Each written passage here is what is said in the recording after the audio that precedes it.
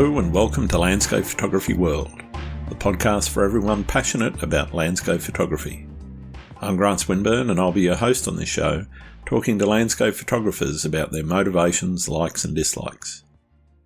Jarrod Andrews is a Victorian-based photographer specialising in landscape and travel photography. His work features in travel magazines, advertising campaigns and shows off the landscapes he captures to vivid effect. Jarrod is also available as an Airbnb, travel and unique accommodation content creator, wedding and engagements and events. We discuss how his graphic design background has shaped his photography, why he thinks South Australia is the best state, along with a whole lot more. I hope you enjoy the show. G'day Jarrod, welcome to Landscape Photography World. How are you going? I'm good, mate. Thank you. Yeah, that's the way. Good to be here. Pleased to have you with me. Why don't you start with what got you started in photography and a little bit about who you are for the listeners. Yep. What got me going was I've always been out and about. I've always been a little adventurer ever since I was a young lad. Always been out hiking, bike riding, sports outside.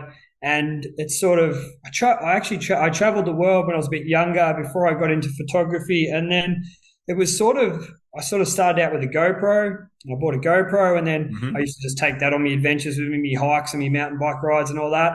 And then it just sort of progressed. I think I put a filter on a GoPro and tried to get some long exposures of a waterfall, and then that progressed to like a little sort of point and shoot. And from then on, I just sort of kept upgrading gear and getting better gear and then just learning and taking photos as I went. I've never done a course. I've never done anything like that. I've just sort of learnt on the fly. I don't even really watch many things like tutorials or stuff like that. I just kind of get out there and shoot, make mistakes and try and fix them from there. Wow. Okay. And photography is just a fun little hobby I do. I'm always out and about hiking and doing things. I don't really sit down a lot. And taking photos is just one thing to bring back from your adventures. And for me, it was all about when people start to see your photos, it's the feedback you get, and it's me trying to inspire other people to get out and do it as well. Yeah, right. So that's sort of how I got into it, from a humble little GoPro. And I remember it must be about 5 or 6 years now. And just putting little filters on that and trying to get long exposures, and away I went. So talk to me a little bit about your style. How did that develop from where you started with the GoPros and whatever, what was it that sort of drove that thinking around, I'll put some filters on, do some long exposures and so forth? What were you trying to achieve, and did you make it? I think about that time is when it was sort of a lot more floating around Instagram back then. And I think I sort of seen other people's shots and I wanted to sort of, capture my own. And then I guess my style of photography sort of comes from when I take a photo, I want to sort of inspire someone to get out. So not all my photos, but a lot of my photos, I try and put myself in them or capture someone in them. And I've always found that those photos seem to generate more interest as well. Sure. And in my mind, I think it's because people can see themselves taking that photo or being in that situation. And any photo I've ever taken, all my sort of most popular photos have always been something with me in them or someone in them. So I usually try and incorporate a person in it for scale, or just so people get the idea of to get out and try that themselves and go visit these spots themselves. And I think I shoot. I wouldn't say I shoot very. I wouldn't say I would shoot very realistically. I'm more of an in your face type. When I edit and shoot, I want to be in your face and I want to capture your attention, which is similar to my personality. And like I always wear bright clothing and have bright things. I've got to have a yellow kayak. I've got to have orange shoes. I don't like to be like everyone else. I've always been someone that wanted to do something else. And if there's a trend, you usually find me not doing that trend. I'll usually stay away as much as I can. I want to sort of do my own things. And I think that's why I try so much different things in photography as well. Like I've got a water housing, I do my astro, I'm happy to get in the water and swim and take photos, or take a few risks with the camera in certain spots, because I always want to try and take different shots. Yeah, nice. Try and be as unique as I can. Yeah. So how important to you is it to have that as a goal in your photography, and how important is it for you to be unique? I'm not sure if it's really important. I just think it's just my personality. Sure. And it's just, yeah, I've always been someone who's been a bit different and likes I don't follow trends. I like to do things myself, and I think it's just my personality that comes off in my photos more than anything else. I think it's just my personality coming through in my photos mostly. Yeah, nice. Have you tried to, or have you pinpointed that point where things changed from just sort of photographing, with your point and shoot and so forth, going from just recording experiences to, turning it into something more artistic? Do you have a sense for when that started for you? Yeah, I probably got really into it probably about, I would say, 3 or 4 years ago now. It's hard to keep track of the timeline, but I've always been creative. I actually studied graphic design at university, even though that is not what I do for a profession now. So so I've always been sort of arty, and I was a young bloke and I was always drawing. I was happy with a pen in my hand and having to draw. And then, I'd say about 3 years ago, the more I shot, the more I improved, the more I wanted to do it. And for me, it's all about the conditions for me. So I love chasing conditions. And when you start to learn a bit more. So when I first started, I had no idea the Milky Way was only here half the year and it was gone. Where to go? Things like that. I didn't understand that at the start. I just go out and take photos. And once you sort of understand about clouds and conditions and seasons, and once I had nailed that a bit more, I would go out a lot more and chasing conditions. And a lot of the times, I really enjoy taking the photos and being out there at the time.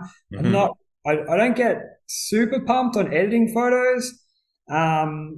That's sort of on the back burner. Sometimes I take lots of photos. I come back when they're fresh in my mind. I'll edit them and post them, and then I'm ready to go out again. So there's always a lot of photos that never really make it, because I really love chasing conditions, and when you get those good conditions, that's what it's all about, and that's what drives me and is what driven me.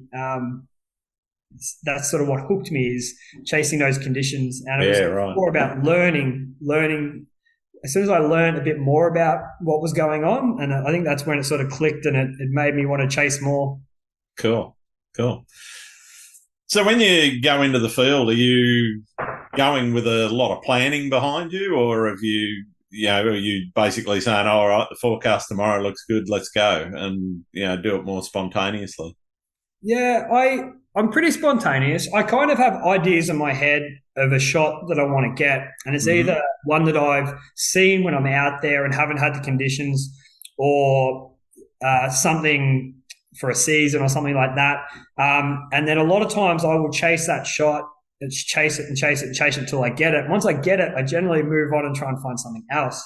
I'll get things in my mind, like I want to get a Milky Way over a tree in a field of canola.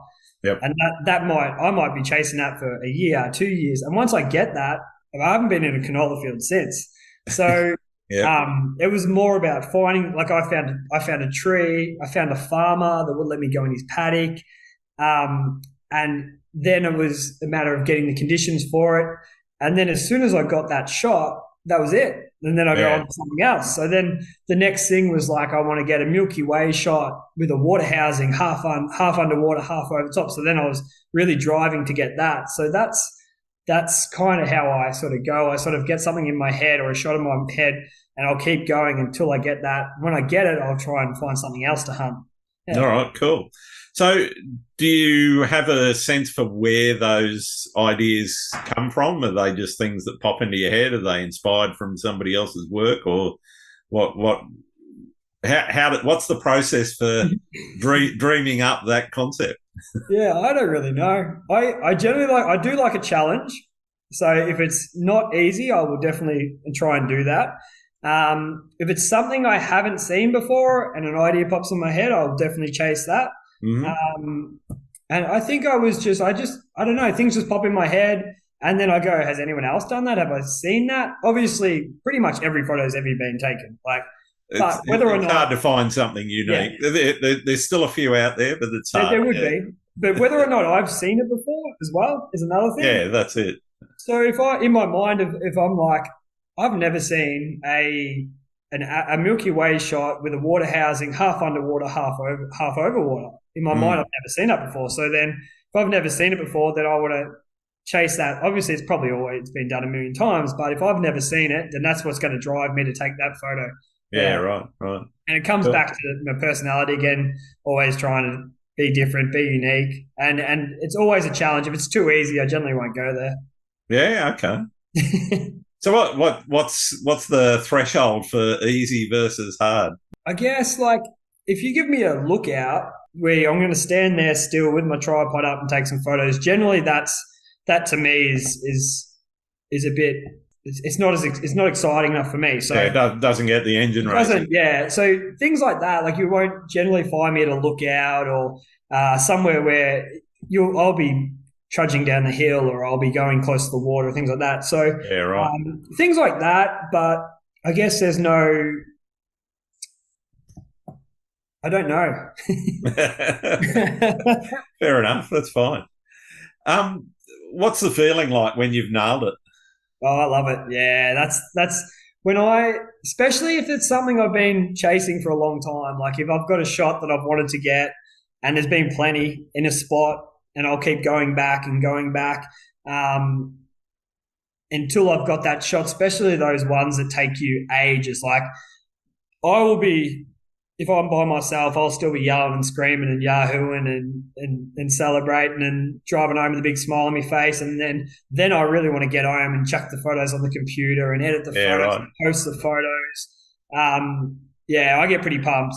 And if you're with me, then I'll be pumped and share that with you. If I'm by myself, I'm still going to yell and scream and enjoy the moment all to myself.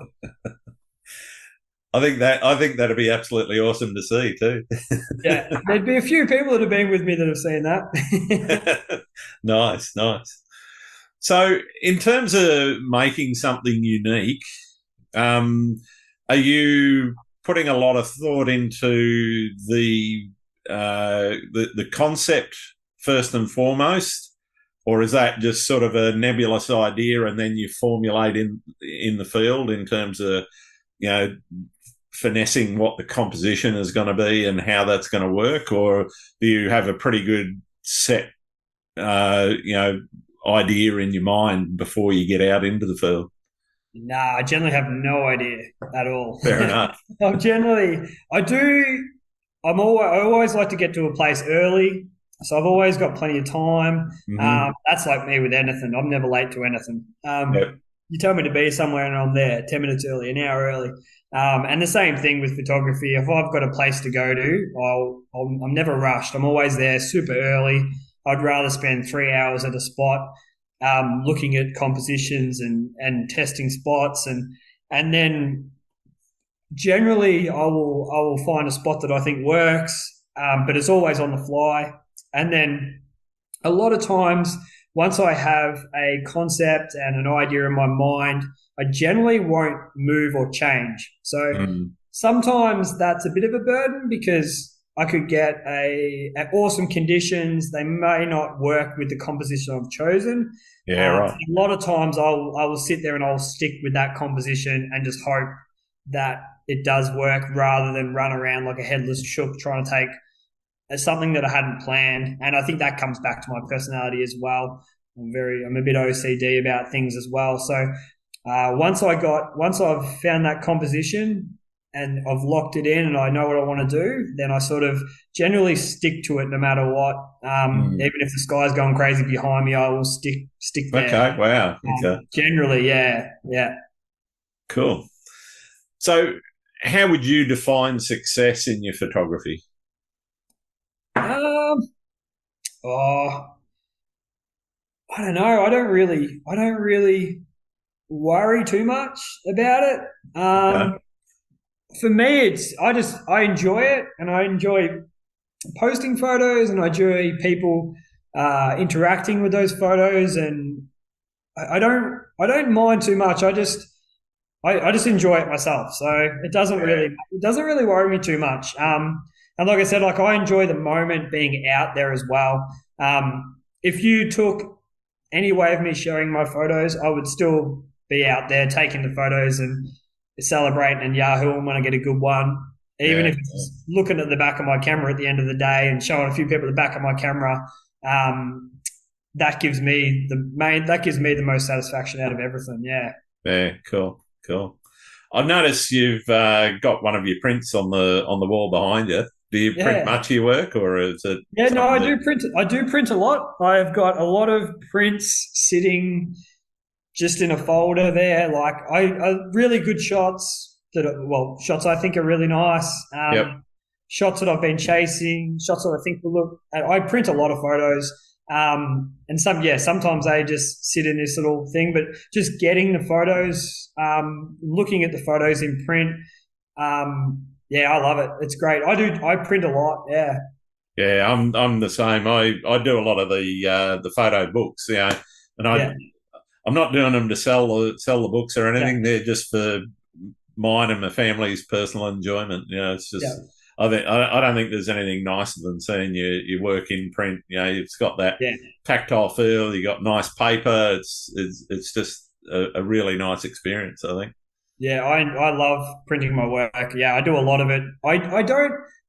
It doesn't have to be printed massive. It doesn't have to be super good quality, but I get some prints and I get them sent to me all the time. And so I've got like plenty of little prints around. So I really should start just giving them away or handing them out to people or something because they're all just sitting there doing nothing. But my whole house is full of my prints. I've got prints on every wall. They're all mine. Yeah. Yeah, nice. The whole house is decorated with my prints. And then when I get one that I like more than another, I usually just open up the frame and chuck the new one in. And yeah. Yeah, I'm the same. I just replaced one that I've had for years hanging on the wall, and I got this. I was up at the Sunshine Coast and got this beautiful rainbow coming down behind the lone tree up there at Mullaney. Yeah, that's nice. And I set it up as a nice 16:9 pano and everything, and it fitted perfectly in this frame that I had another pano in, and it was kind of like, all right, time for that one to retire, time for the new one to come out. Yeah, I've got a lot of prints ordered at the moment, and I'm keen as to see them. Like I'm buzzing. As soon as I got the notification that they're on their way, so I should get them this week. Yeah, nice. And I just got all my I do a calendar every year. Yep. And same thing. I first got the calendar, 10 calendars just to give to family and friends, and then more people wanted them, and it's getting grown and grown and grown since. And it's cool because returning people always, as soon as you say you've got it, they're back in. So I've got that sort of 50 odd people that always want another one.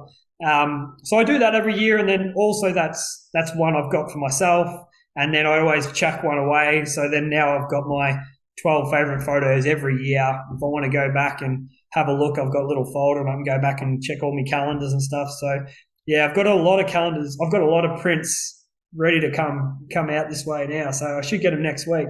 Very cool. That's nice. So do you put a lot of work into the prep for printing, or are you more sort of leave it up to the printers to try and sort out? Yeah, I like to get pretty hands-on. So I do leave it to the printers. And then I usually get my prints delivered to me, and then I do all the framing and stuff. So Yeah, right. I like doing the framing and cutting the boards and doing it myself. And then if I want to get a cheap frame, I get a cheap frame. If I want to get an expensive frame, I get my expensive frame. Sure. Yeah, so I usually like to do all that myself. So at work, I have a lot of downtime to do things like this stuff in the middle of the day, like editing and doing this sort of stuff. And I generally do one market in Ballarat a year, and I usually that's what I'm sort of gearing up for now. And I'll get a few prints and frame them and get me calendars and sort that out. Cool. And I like to do it all myself. I'm artsy and crafty, very hands-on with that stuff. Yeah. And a little bit cheap, so I like to do it myself, save some money. Yeah, no, I feel you. Particularly the way the price of everything's gone up recently. It's getting to be very challenging getting anything done now.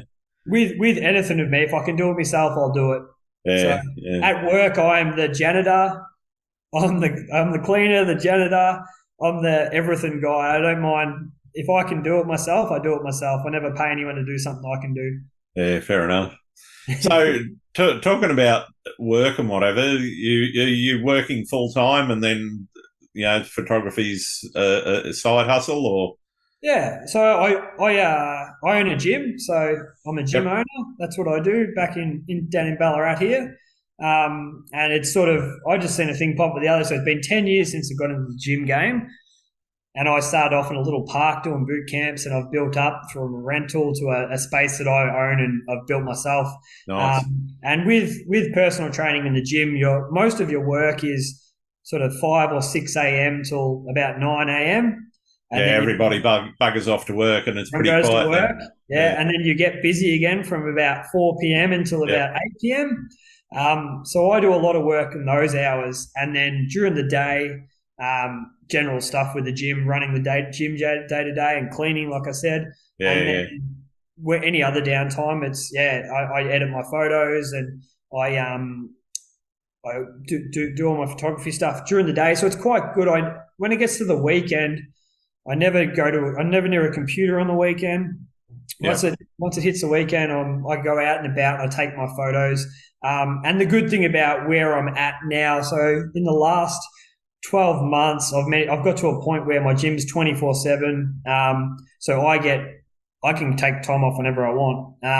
So if I want to take a long weekend, a Thursday to Monday off, or if I want to go, I can actually do that. So it's good now. I don't have to ask. I don't have to be there. And if I want to take a month off and go to Iceland for a month, I can do that now, which is great. Cool. That's a great place to be. And it is. It's just a hobby and something I enjoy.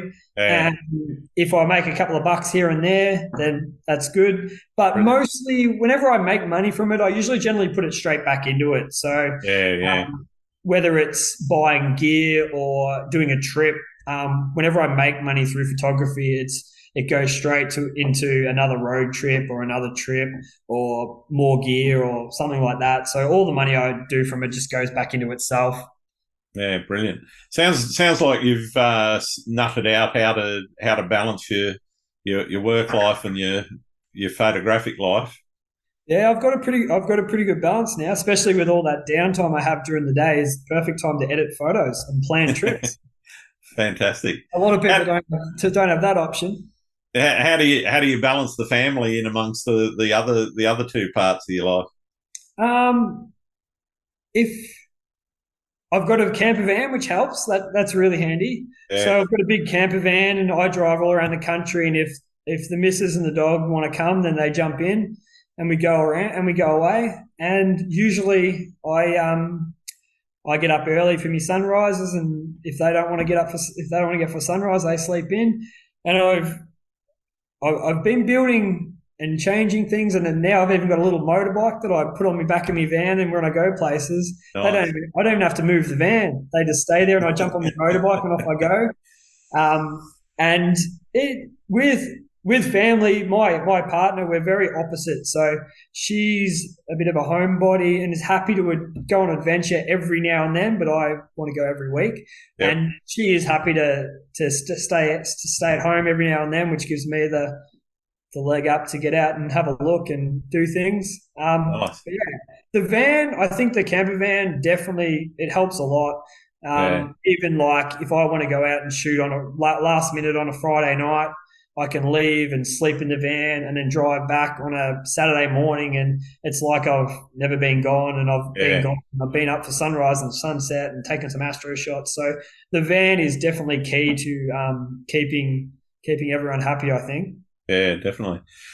Talking about the van, you do your own builds, I understand. Yeah, it comes back to me being cheap again, I think. So rather than spend a fortune on a nice fancy camper van, I like to build up. So the old paperclip to a whatever you want to buy type scenario where I started with a Right. couple of $1,000, like $2,000, and bought a Pajero and then built it into a camper and sold that for like 7 grand. Then sold that for like 7 grand. Then bought a little tiny camper van for 4 grand. Then sold that for 10 grand, and then bought myself a Transit and then built that up. So that's where we're at the moment. So I've got Fantastic. myself into a Ford Transit that's probably worth a few bob now for $2,000. It just took me a bit of time and a bit of labour, and Yeah. my old man's a builder, so he's got all the tools. So Ah, cool.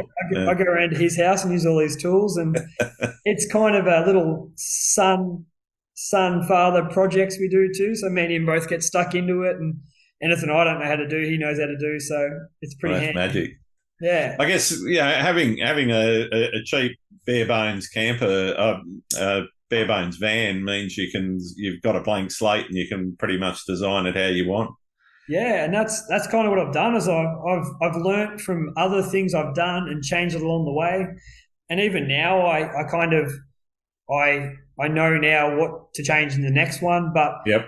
my van compared to every other van is very different. I've got a lot of storage, and like I have there's certain things I've done that like my van has so many toys, and it's got kayaks and paddle boards and fireplaces and everything in it, and bikes, Wow. and it's so different to everyone else's van because I've got it set up for myself, and that's the best thing. Like when I go overseas, I'll rent a van and just go, God, this van is just like Just doesn't have what you need. opportunity to make this van so much better. Yeah. So having the van the exact way I want to have it, and having everything in it, like I can literally grab some hamburgers and snags and some eggs from the supermarket, and off I go, and everything's in the van ready to go. Yeah, brilliant. And then I kind of have it set up in winter and summer. There's different things in it. But yeah, everything's in there, ready to go. Yeah. Nothing better than a home away from home, I reckon. No, it's great. And most of the time, I don't have to get up at 2 a.m. to get to a place 3 hours away. I just leave the night before, park up, wake up, and off I go. That's it. Yeah. That's the dream, isn't it? It's great. So aside from selling the odd print and so forth, are you trying to make money in other ways, like doing workshops or anything like that, or is it just really prints and your calendars and stuff? Yeah, I do have a couple of images that have been licensed to some what do you call it when the people Oh, the agencies, yeah. Yeah, it's like an agencies, and Yeah. there's a couple of photos that have done really well, and I kind of get a bit of money like every quarter. I'll get Royalties, yeah. money. Yeah. The royalties roll through. So I've had there's literally one photo that has really just been just feeding me money for a while. Nice. And that's been really good. And at the start, I was a bit hesitant to let that happen, but now I'm like, wow, great. What photo do you want? Take them all. It's been a good little thing, but a lot of times it's I do, whether it's a hotel chain, or it could be a travel agency, or like a tourism board. Things like that. A lot of the times they'll hit me up for a bit of photos and stories and things, and they will give me a place to stay and adventures and things like that. So Nice. I don't make a lot of money, but I get to do a lot of things for Yeah. free. And I think a lot of photographers might say like that's probably hurting them and things like that. But I'm not a photographer either. I don't see myself as a photographer. I enjoy Okay. photography; it's a hobby. But I'm a gym owner. I own a gym, and I do a lot of that sort of stuff. So I just did one for where did I go? Sunshine Coast. I just did one with Sunshine Yeah, Coast. yep.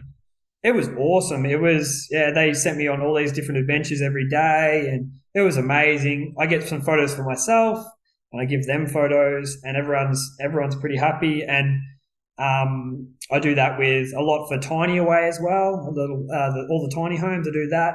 Mm-hmm. And from doing those as well, I've been hit up by another company that has a lot of really unique accommodations, and they want to pay me some money to do that as well. So from doing those other things, I do that. But for me, I will go on these holidays. I would go rent a tiny home anyway. So yeah, you can't do it anyway. Yeah. if they're going to put me up for a couple of days, and a lot of times the photos these places want are very, very easy to capture. And once you sort of know what they want, then yeah, it's like sometimes I'll go away and spend an hour or two doing these things. And then after that, I've got 2 days to get my own photos and enjoy it myself too. So, yeah, I probably don't make a lot of money, but I get a lot of experiences nice. and travel from it. Yeah. So that's sort of where I sort of get my kick out of it. Yeah. Yeah, cool. Not so much talking about the tourism board and the work that you do there, but in terms of your print work and whatever, one of the big questions everyone asks is how do you set a price for your work, and how do you know what how do you know? Yeah, it's the $1 million question for everyone in photography. How do you land on that price? Is it cost plus, or is it something else? Yeah, it's a tough one. So I'm more of I probably go more the side of trying to make it as cheap as I can for them as well. So I generally don't spend a lot of money on the actual print. And I like to do, the framing and everything myself, and I cut the boards and do that. So I spend less money on the actual print. I do a bit more of the work myself, framing and things like that. So I keep the costs down that way. Yeah. And generally for me, even with everything, like if I put a drink in my fridge at the gym, if I can't double my money on what I pay for that drink, I generally won't put that drink in the fridge. So yeah, right. It costs me $2. If it cost me $2 for a water, I'd sell it for $4, or I wouldn't bother. Yeah, right. That's probably a bit too much for water, but as an example, so if I can get a print, I'm not buying water from you, man. No, if I can get a print printed and framed for $100, if I sell for $200, I'm happy. Yeah, fair enough. And for me, like I said, I'm not a photographer. I enjoy it. It's a hobby. I love it. But if I can get my photo on someone's wall and make double my money and make it what it cost me to make it to put on their wall, then I'm happy. Yeah. Yeah. And for me, that's probably, I get more of a buzz of that than making money. And the more I've sort of enjoyed my time actually taking the photos, the less I've wanted to. A lot of people say to me, "Oh, you should do this as a living, or you should go do some weddings." And I enjoy doing weddings, but I enjoy doing weddings the way I want to do it. So on my website, I have literally, this is what I want to do for you. I want to take special photos that you want to print on your wall. Yep.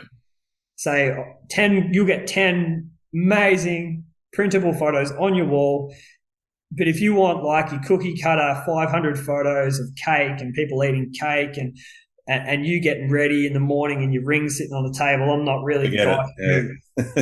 I can send you 10 people that are the guy for you, but that's not good. So, and that's kind of the way I am with that as well. So with anything, if they want to get outside at at night and do a shot with the Milky Way over them, or the moon, or they want to get out for sunset. One of the first questions I usually ask if someone wants to do a wedding or a maternity shoot or something like that is like, can we shoot at sunset? If they say no, generally they're not really the person for me. Yeah, fair enough. And I don't know. I think I've gone sidetrack on that question anyway. No. It's great stuff. So, talk to me a little bit about Ballarat. Is it somewhere you grew up and, it's where you've always been, or is it somewhere you've moved to? And Yep, I was born in Ballarat and I've basically lived here all my life except for the 5 odd years I sort of travelled and lived on the other side of the world. But Ballarat's not bad. It's country, but it's not too country. Yep. It's quite a big town. There's about 120,000 people or so. It's a big enough town to not know everybody. Not know everyone, and you've got everything there, and there's no traffic jams, which is good. Yeah. And you're an hour from Melbourne. Mm-hmm. You're an hour from the coast, so Geelong, Great Ocean Road. Yep. You're an hour from that. And apart from that, I've travelled the world. So I've lived in Canada, I've lived in America, I've lived in London. And every time I've always come back here, and now I'm kind of set up. And I think being in Ballarat, it's not now. It's getting more expensive to buy houses here and buy properties and rent. But when I set myself up, sort of 5 years ago, it was amazing. And like I bought everything dirt cheap. If I was trying to set up what I've set up now, I'd have no chance. So Ballarat is good that it's close to everything. It's an hour from the city, it's an hour from the beach, and it's pretty cheap. There's no traffic jams. And the funny thing is Ballarat's always known as quite a cold place. And I hate cold too. I'm not a cold person. Okay. Growing up, I was wearing shorts all year round just because. I was a bit silly, but it's very cold here. And I really love warm climates. And I think the one thing originally that was keeping me here was things like AFL is very Victorian. Yeah. And I know if I've travelled anywhere else, it's very hard to. I couldn't go see a game. Like I'm a Bombers supporter, and I couldn't go and see a an Essendon game. I obviously have to fly back, or you see one or two a year. So that was another thing sort of tying me back. But now I'm so set up now that I'm hoping that I might be able to retire a bit earlier and move away. So okay, fair enough. Well, I'll ask you about where you want to retire in a minute, but talk to me a bit more about Ballarat in terms of how that has shaped what you shoot. You said obviously you're an hour from the coast and all that sort of thing, which means travelling a little bit. Do you shoot much around Ballarat itself, or have you shot around Ballarat itself? I have, but I definitely don't shoot anywhere near as much around Ballarat than I should. But that sort of, I think, comes back to me chasing the adventure. Also, if I can literally go down the road and take a photo and it's a 10 minutes drive, it doesn't entice me as much as driving to places to take photos. I think I did, when I went and did my first sort of market and things, the Ballarat photos went super fast, like bang, bang, bang, all gone. And then all these photos from all over the world and no one bought them. Yeah. And then that kind of changed myself a bit, and I actually went out and took a few more Ballarat shots and spent a bit more time shooting Ballarat. But I've kind of taken all them shots now and been there, done that. Yeah, been there, done that. And I think back to my personality, and I like the chase, and I like the experience of getting out there. And I enjoy driving. Like I constantly drive 8 hours, 10 hours just for the weekend and drive back. Right. I've been up to sort of country New South Wales like 3-4 times in the last 2 months. But I'm going up again next weekend. So like I found a lot of really cool people I connected with in Sydney. So I spent a lot of time traveling up there and catching up with them and shooting with them because I found we had a similar way of shooting and personalities, and Yeah, something that I right. haven't found as much in Victoria, or haven't found those people as much in Victoria.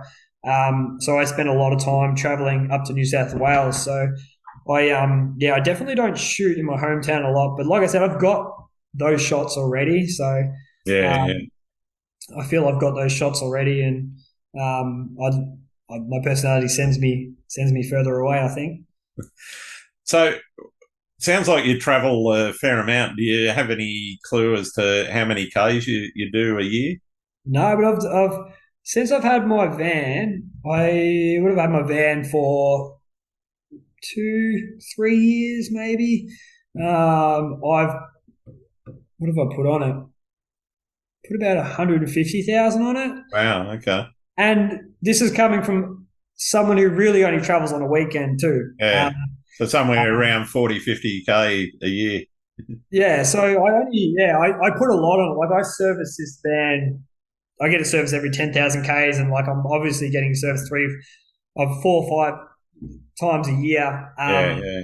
And I'm sort of more known for just very long adventures. So Right. whether it's I'll go to Canberra for the weekend, or I'll go to somewhere on the New South Wales coast, or across to South Australia just for the Yeah. weekend.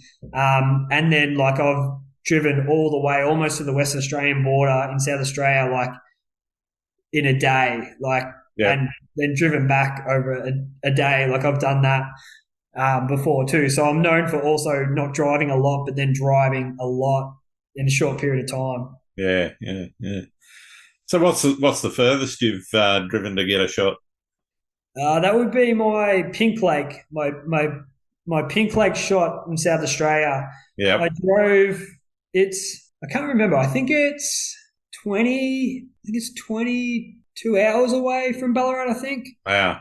Off the top of my head, I know on my Instagram I wrote all about it and how far it was, but I drove there in 3 days, and then the funny thing was I plan everything out, and I mark when I want to be and how far it is and all that, and Yep. then somehow on this particular trip I had put the same date twice, so I knew we had to be for New Year's Eve. We had to be back in Adelaide, well, past Adelaide to the Murray, so up on the Murray there.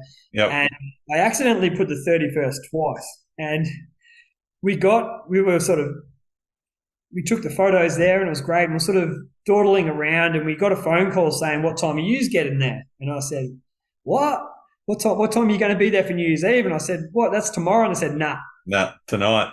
And I just put the date in twice, and then I had to drive from uh, what's that town called? I can't think of it right now. I can't think of the town now. But anyway, I had to drive from there all the way back to where we were having New Year's Eve, and I think it was about 16 hours. Wow.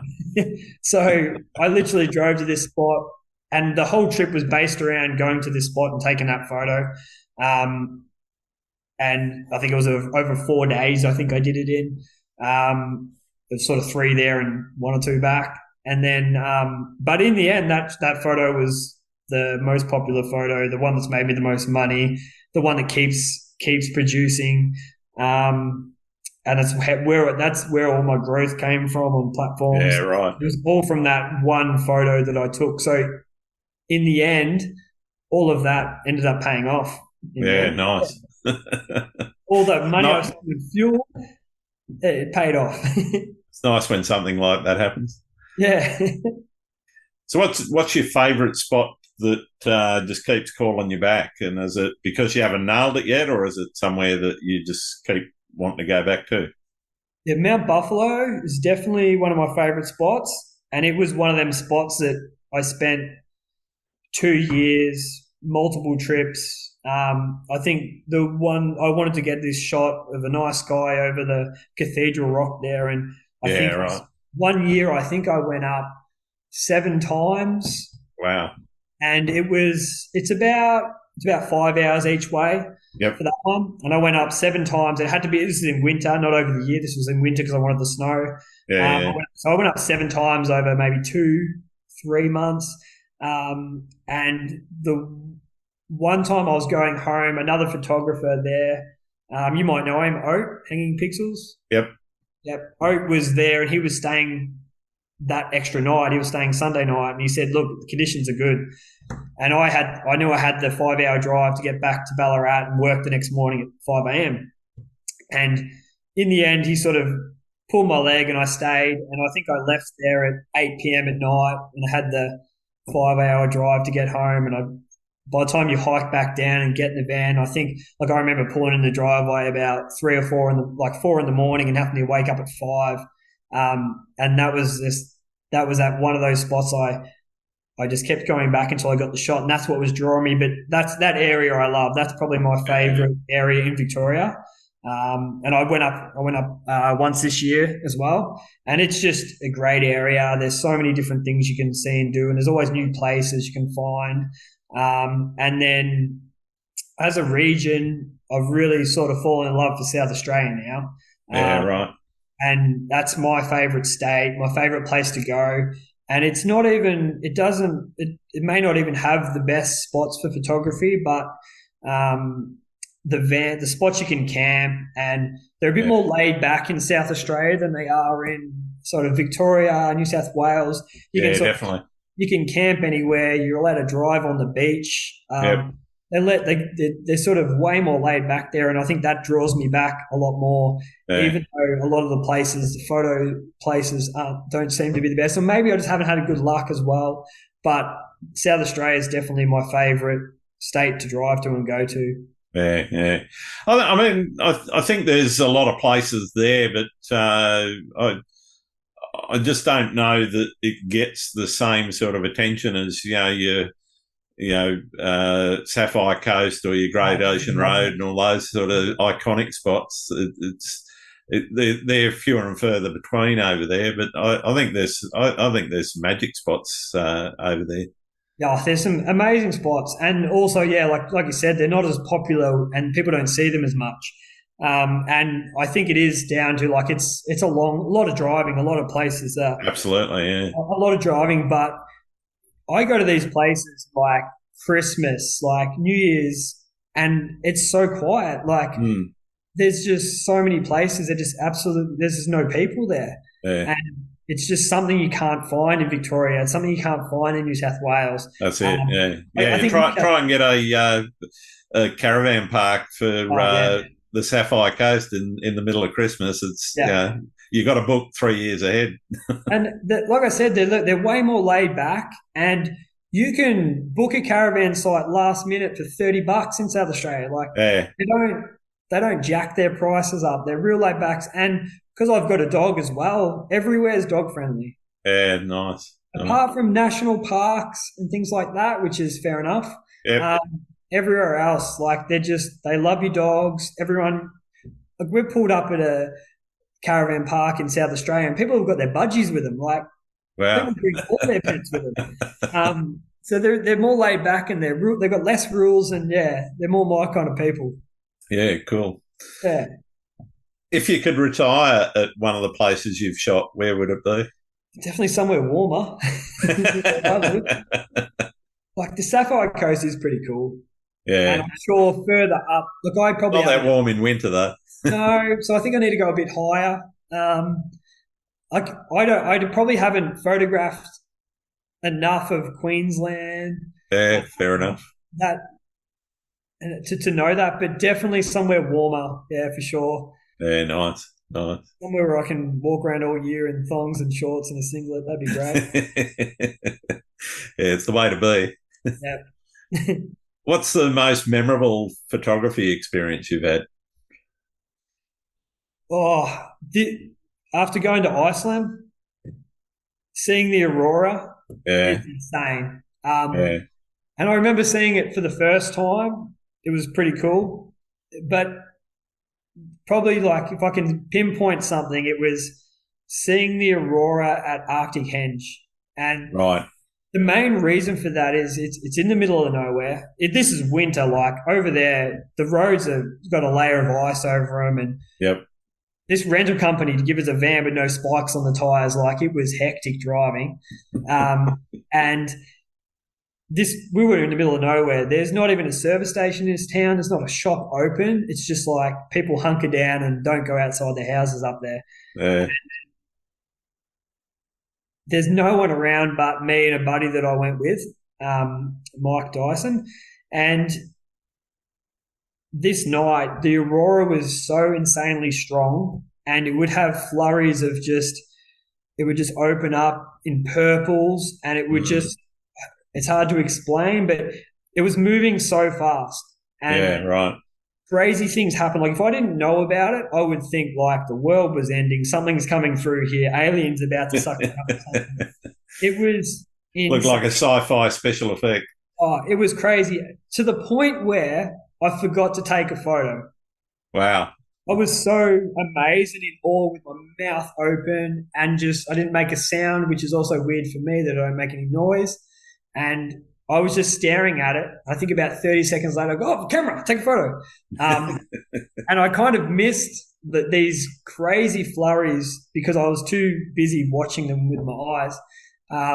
And like the shutter speed you would have had to capture these things would have been like 1/500th of a second. Like they were just insanely strong. And that was just amazing. Be there by yourself with just one other mate, no one around, and it was -20, freezing cold, which you don't even think about after that. And the fact that this was all happening and I forgot to take a photo shows just how amazing that actual moment was. Oh, incredible. Have you had any horror stories? Oh, I've had a few. Yeah, I've had a few. I had a bad run in Indonesia once. Where the horror story was all with gear. I think the first day I wanted to go to the rice fields. This is probably a horror week, I would say, or 2 weeks. The first morning I wanted to go to the rice fields, but we got there very late and I couldn't get a scooter in time, so I thought I would walk there. It was 6 kilometers there and 6 kilometers back. I would walk there, and I got attacked by a bunch of dogs that morning. Nice. And I ended up in the back of a random ute, which I then fell off and almost broke my arm. And I happened to leave my tripod in there, and then I had to go back to the pack of dogs again. And it was actually my strobe light on my torch that actually kept them at bay. So that was the first instance. And I think 2 days later, I smashed my polarizer on a rock at a waterfall. No. And then a week after that, I was in a situation where I probably got too close to the incoming waves at a cliff that I think it was called Dead Man or something. It had the name to not go close, but I went close. Don't stand at the edge. Yeah, and I sort of had a split second where it was me or my gear, and I grabbed a rock and let the gear go in the water, and I managed to lose. I think it was like a Canon 6D2. It was a lens, a 16-35 lens. It was a drone. Like I was underwater with my backpack on with all my gear in it. And that was it. The end of that, all my gear was gone. And I spent the next week taking photos on my GoPro. Cool. So that was sort of probably the big horror week I had. Yeah. So the camera was completely gone out to sea, bottom of the bay. No, I managed to get it, but it was full of water. No good. Toast, yeah. In the end, insurance paid for it all, so it was okay. But there was a lot of places where I was really could have got some cool shots, and I didn't because I didn't have a camera anymore. But that was kind of a horror week of everything there. Was the card recoverable, or was it dead too? No, the card was fine. Yeah, the card. Oh, that's fine. All right. Yeah, so I got at least you managed to salvage some of the shots from before. I got a couple, but no, it was a bit of a horror one, that one. What have you learnt about the world through photography? What have I learnt about the world? Jeez, I might need more time for this one. What have I learnt? I think, photography obviously pushes me to get out at all times of the day, the morning, the night. So without photography, like I don't know if I would be standing out knee deep in water shooting the Milky Way, coming over, say, Dragon's Head Rock or something like that. Yeah, right. I just wouldn't be there. I wouldn't be in that moment. I'd obviously probably be in bed, or you can go out and you can look at it.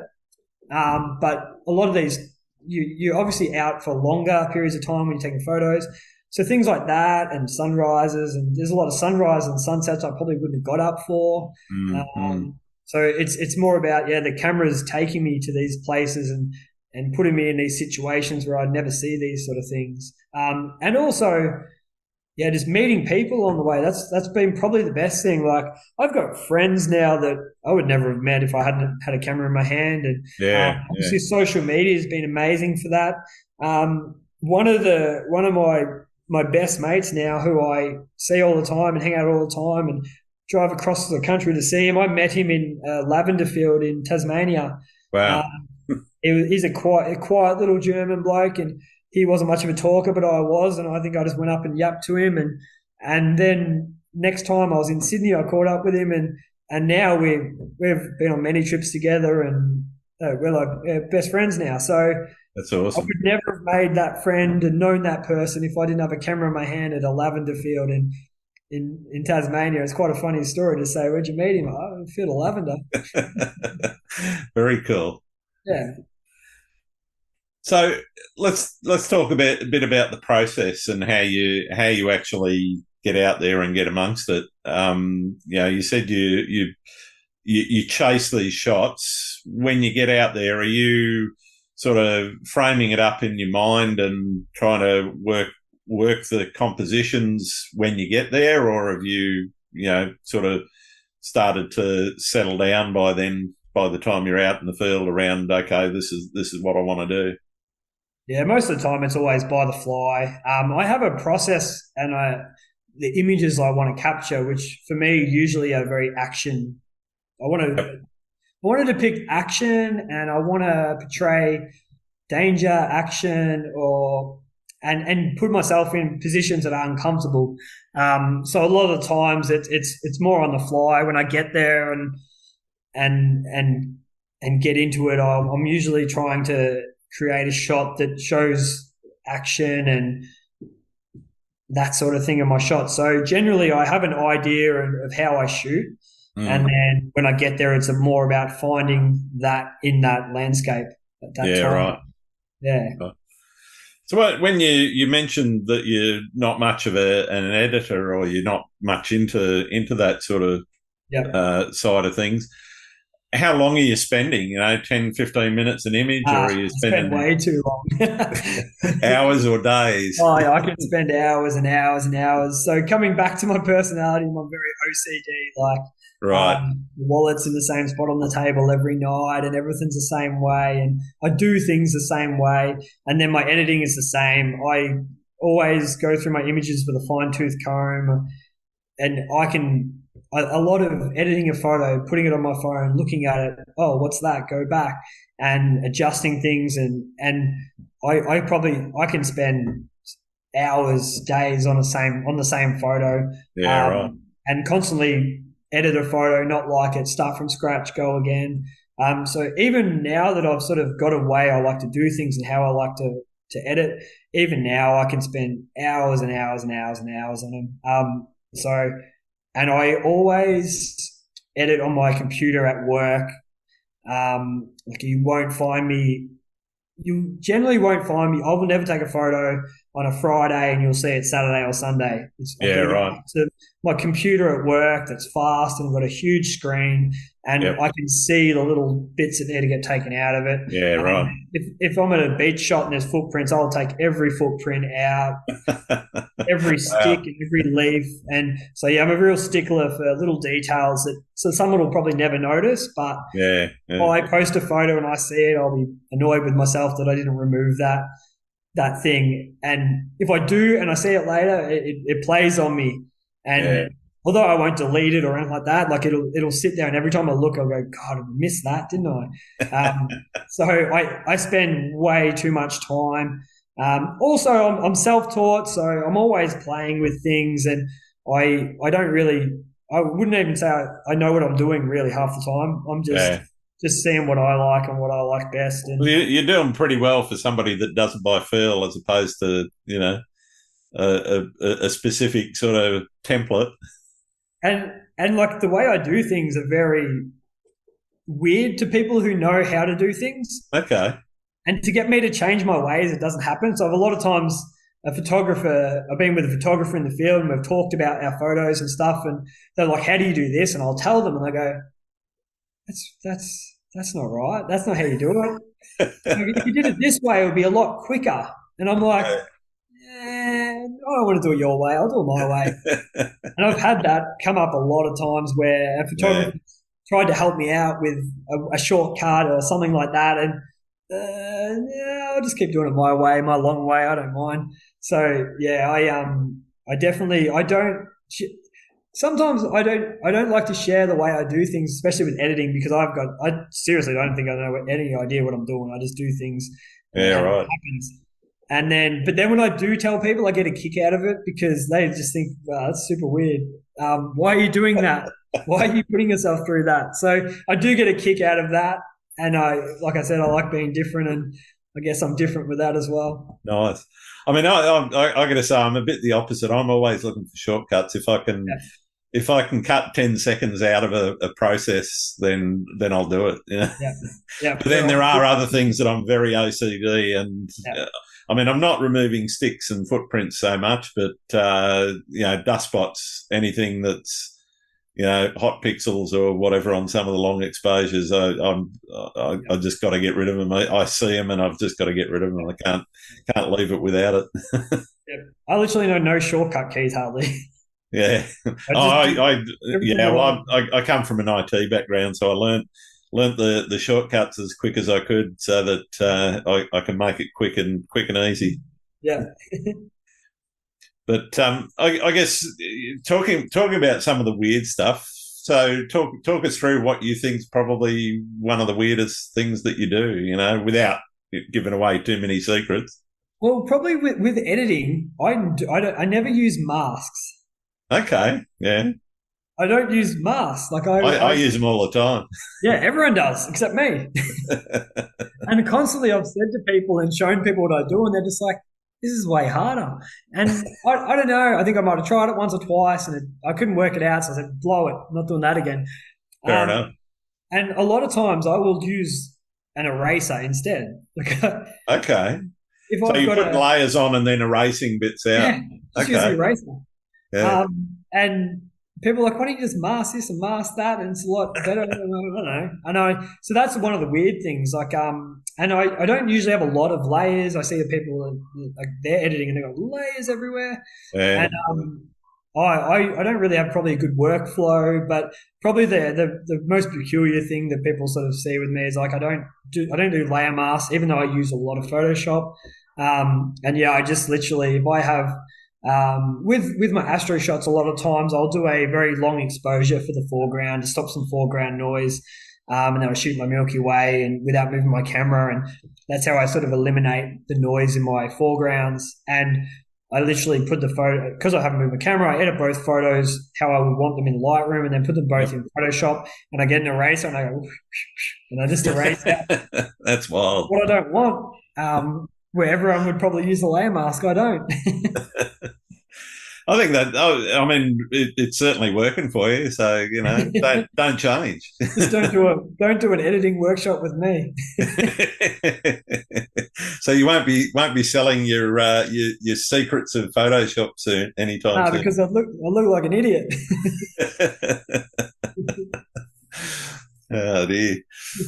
So I guess, in spending the time that you do, I mean, some might be added to because of your process a little bit, but definitely, I guess, how do you, I talked a little bit about how you feel when you nail it in the field. What are you doing, I guess, mentally in terms of nailing it in post-production, and what are you thinking about when you're going through there? Yeah, I think it comes back to the actual shooting process as well. So when I'm shooting, I'll always shoot more than I need. So yep, I bracket all my shots.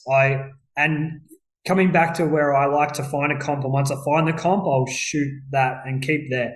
So I'll always have a file information, whether it's different flow of water and I have all my highlights and all my shadows, and I have a lot of information. So when I get back to the computer, I've got plenty of stuff to play with. Got lots to work with. Yeah. And I've got plenty to work with, and plenty of, usually a lot of information, a lot of shots from the exact same composition to work with. And then I've now forgotten what you've asked me. Well, another way of asking the same question is Yeah. the relationship between how you process influencing how you shoot, or how you shoot influencing how you process. Yeah. So yeah, I think I'm very good at I wouldn't say very good at making mistakes, but when I make a mistake, I'm very good at remembering what went wrong and how to fix that next time. So a lot of times I've made a mistake in the field, I've come back home and gone, I didn't do that right. And I'm very good at learning from those. And then when I'm out, I make sure that I don't make those mistakes. I have all that. I think that comes back to, and I've got all that information to edit with. And then with me, it's a lot about feel. So the editing processes are just how I feel about the photo, and it's all about pop and wow. Like, is this? Would I stop and look at this photo? Yeah. And I sort of edit on that, based on that, and like I'll get the photo on my phone and I'll look at it, and then I'll go back and adjust from there. So a lot of that goes on, and that's why sometimes it can take me a long time to edit photos until I get it how I want it and how I want to get it right. Yeah. So do you think the mood you're in influences how you process? When you're doing your processing, or I know myself when I don't feel like it, when I'm not feeling it, I'll just pack the stuff away and go and do something else, because it's just not working. So that mood that you're in and the feeling that you've got when you're editing, how does that influence what you're doing to the image? Yeah, I get very amped up on an image and a moment that I've enjoyed, and the shot that I've got in the field. Mm-hmm. When I get back, I've got about a week to get that photo edited.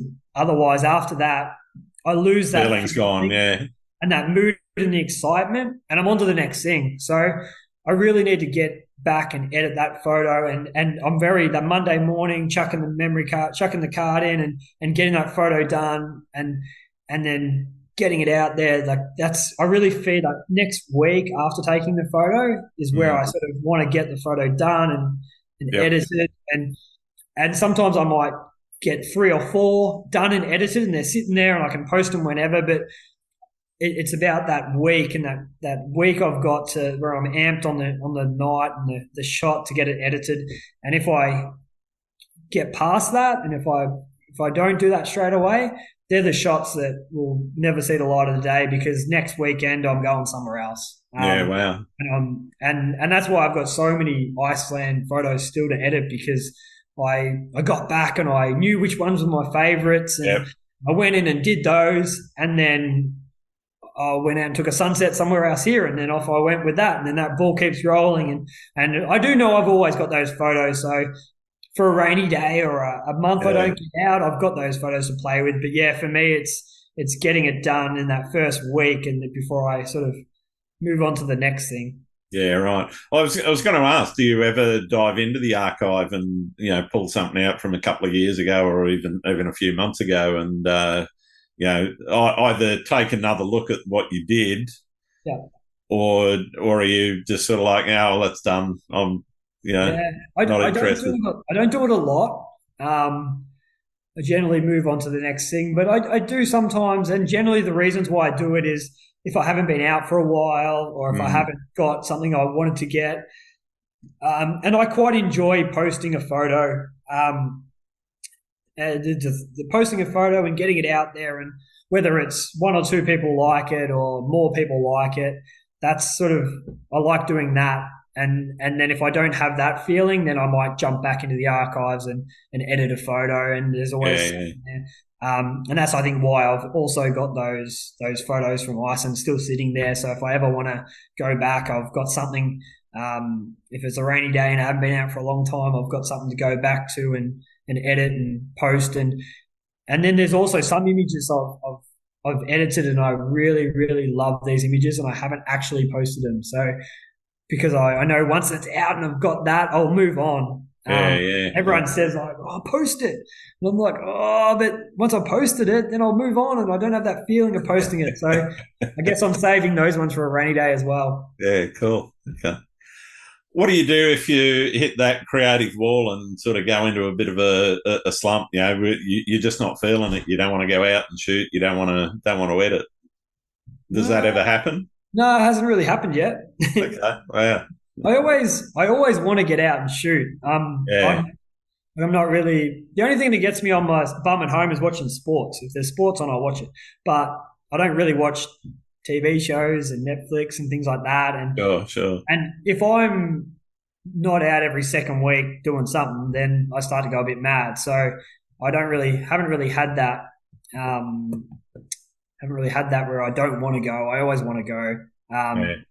And then with photography, it gives me that buzz to get out and do it as well. So I really haven't had that slump.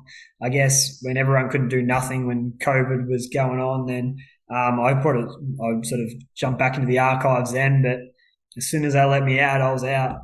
Yeah, So, right. yeah. What do you see as the biggest challenge facing photography right now? I don't know. I think we've got past the biggest challenge already. I think What's that? the last couple of years was. I hope that's the biggest we'll ever have. Biggest challenge we'll ever have. Because when you're taking photos, you've got to be outside, and being locked away doesn't help. I guess Victorians and New South Wales probably had it the hardest. I don't know. I would say we Victorians and I'd say Victoria copped it probably worse than anyone else here in Australia anyway. Yeah, and like I've never had COVID yet. Still haven't had it. Lucky you, yeah. And I've travelled the world. I've been everywhere since, and haven't managed to catch it yet. And yeah, I think that was probably the hardest thing. Is we had a lot of months and where we couldn't go anywhere. We could go 5 kilometres from our house, and not much 5 kilometres from my house worth taking a photo of. So that was definitely the toughest, I think. Because if you can't go outside, then you can't really take many good photos, can you? Not if you're a landscape photographer, anyway. No, well, it's why I'm sitting here talking to you. We had 165 days of 5K limit, and I'm in suburban Sydney, and I'm sorry, that just doesn't get me going. You know? Not as a landscape photographer. Well, I do mostly seascapes too, so there's nothing within 5Ks that I can go and do. No. There's a couple of creeks, but they're just not quite the same. Not the same photographing your stormwater drain, is it? No, that's right. What do you think about the future of photography? Where do you see it going? Well, judging there's still, I think it might do a big circle around. I don't know. See, people sometimes are starting to get back into film now. I don't know. I can't see it. There's always better technology out there to create better shots, but I think people will still go back to the old ways and I don't know. I guess I haven't really thought about it too much, but I think it's fine how it is. Fair enough. What's your favourite thing about being a photographer? I know you say you're not a photographer, but you know. No, I'm not a photographer. It's definitely the places you get to go and the people you can meet along the way, and that's the best part. The people I've met through it that I might never ever have met before, and I'm a very chatty bloke, so if you're up on a mountain and I happen to be there, I'm going to chat to you, whether you like it or not. So yeah, it's more the places you get to go to that you might not have gone to, and the people you might meet along the way. That's definitely nice. Yeah. What's your least favourite thing? Editing photos. I've got a week to get there, and after that, I don't enjoy it. So, yeah. So, what do you like to do when you're not out shooting or editing photos? yeah, still traveling. Anything outdoorsy, whether it's mountain Would you bike. do Would you do it without a camera in your hand? Um, I would, but I generally don't anymore. I generally Yeah, have a camera with me. It's most of the time because it's not that hard to just chuck a camera on yourself and go out. But yes, if cameras were all of a sudden no one's allowed to use the camera, I would still go out and see things and get up and do things and climb a mountain and that sort of stuff. yeah, nice. I always say like I think that's probably not going to be the case, but I think things like maybe one day there might not be social media or a place to post your photos or something like that, but I would still go out and take the photos and print Yeah. the photos and enjoy that being out there. So yeah, when I'm not taking photos, I'm generally camping or surfing or cycling or I spend a lot of time with my dog. We go on a lot Nice. of adventures. Sports, I love sports, so I go to a lot of sporting events, music festivals. Um, anything gets me out of the house. I think that's a great attitude. Um, we've all got inspirational photographers that we like to see. Is there anyone in particular you think I should be having a chat to? Um, I think over. I think the biggest, the most influence I've had, and probably the only person I've really followed to and learnt stuff from. Have you heard? Mads Peter Iversen? Yep, Yeah, I don't know if that's how you pronounce his name. I think so. I'm It is. not sure. But yeah, someone turned me onto his YouTube channel, and I started watching a lot of his YouTube channels, Yeah, his YouTubes, and yeah, I think he sort of was a similar type photographer to me, where he was more about conveying the big image and mm, putting yourself in the scene to show scale and and his videos definitely has probably had the most influence and inspired me the most. And yeah, right. one of the best things I ever did was he has these photography maps that you can buy. Google, he can send you Yep, a $20 or $20 American, I think it was, and yeah, he yeah, literally sends you a map with all the locations pinned and a video that goes with that and the photo and information on how to get there and go there. And I yeah. bought these for the Iceland trip, and it Right. was Yep. the most amazing thing to have. And he's been there so many times that he knew places that I would have driven past and not known about. Yeah. And Right. it was the best $20 I ever spent on anything. Like my whole trip, I would just drive until he got to one of his maps and pins, and I'd go off and look at that. And Mm, yeah, I've learned probably more from watching his YouTube channel than anything else. More about scale and composition and conveying that big scale. That's definitely who's inspired me the most. yeah. Cool. I'll definitely try and get him on the podcast. You're pretty good. Yeah. Well, I've got one more question for you, and for many people, it's the most important. Do you like pineapple on pizza? Oh yeah, yeah. I put pineapple on anything. Yeah, pineapple on pizza is the best.